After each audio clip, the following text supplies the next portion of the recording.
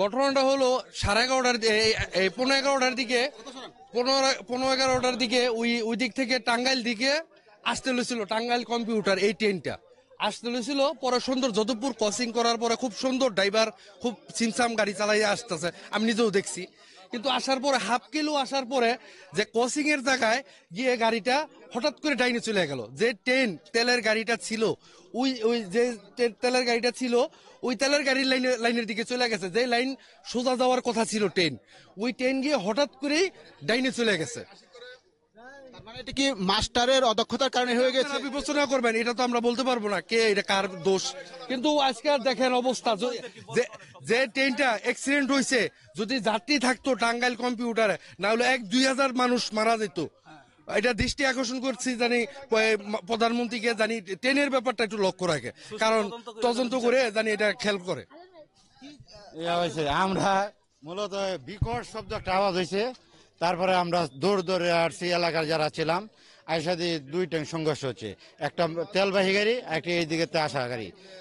তারপরে বিকট শব্দ, মানুষ আতঙ্ক সৃষ্টি হয়েছে, অনেকে দেখে দৌড়ে আসছে, আইসা দিয়ে লাইন চুকতেছে, ট্রেন তেল পড়ছে, 2 ড্রাইভার খুব গুরুতর আহত হয়েছে। আমরা যারা স্থানীয় মানুষ সবাই ড্রাইভারদের বাইর করে হাসপাতালে নিয়ে গেছি। হাসপাতালে নেওয়ার পরে যারা আছেন আমরা তারা এলাকার সহায়তা, তোমরা দূরে তেল পড়তে আগুন লাগতে পারে এই অবস্থায়। আর তারপরে তো সব সহযোগকে সবাই আসলো, যোগদান আসা সবার। যাত্রী ছিল না ট্রেনের মধ্যে, যে যাত্রী থাকতো তাহলে ভয়ানক আকার হইতো। ট্রেনবাহী যাত্রী সংখ্যা খুব কম ছিল, এই জন্য বড় কোনো দুর্ঘটনা ঘটেনি, মানুষ মরে নাই, কিছু মানুষ আহত হয়েছে। আহত কেমন হয়েছে, কেমন সংখ্যা? এই ড্রাইভার 2 জন আর 4-5 জন, ট্রেনের মধ্যে 4-5 জন, এই মোট 6-7 জন আহত হয়েছে। শুনছিলেন, আসলে স্থানীয়রা বলছেন এখানে 8-10 জন লোক আহত হয়েছে এবং ফায়ার সার্ভিসের কর্মীরা সেই উদ্ধার কাজ কিন্তু এখনো চালিয়ে যাচ্ছে। আমরা ফায়ার সার্ভিসের সাথে কথা বলবো, ফায়ার সার্ভিস আসলে কি করেছে এবং তারা এই পর্যন্ত কতজনকে উদ্ধার করেছে সেটি আমরা জানতে পারবো। তো স্থানীয় লোকজন ওনাদেরকে হাসপাতালে পৌঁছে দিয়েছে। এখন আমরা উদ্ধার তৎপরতা আমাদের এখনো চলমান আছে। তা আমরা বিভিন্ন বগিতে বিভিন্ন জায়গায় স্পটে আমরা উদ্ধার তৎপরতা চলমান আছে, আমরা সার্চ করতেছি।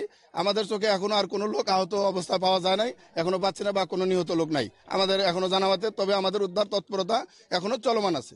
কেন এত ঘটনা ঘটতে পারে, আপনি কি মনে করছেন? এটা আপনারা তো দেখতেই পাচ্ছেন যে আসলে 2টি ট্রেন মুখোমুখি সংঘর্ষ হয়েছে। এটার অসাবধানতা বা এটা ট্রেন কর্তৃপক্ষ ওনারা ভালো বলতে পারবে। হ্যাঁ, মাস্টার যারা আছে তারা বলতে পারে যে তাদের সিগন্যালে ত্রুটি থাকতে বা অন্য কোনো, এটা আমরা বলতে পারবো না। আমরা বলতে গেলে তদন্ত সাপেক্ষে বলা লাগবে, আমরা এটা বলতে পারবো না কি কারণে ঘটেছে। আপনারা সবাই দেখতে পাচ্ছেন যে মুখোমুখি সংঘর্ষ। এখন হলো কতজন লোক আপনারা এখানে এসে কি আসলে কতজন লোক আসেন, কয়টা ইউনিট আপনারা কাজ করতেছেন, আহত সংখ্যা কেমন হতে পারে, আপনারা কি করেছেন?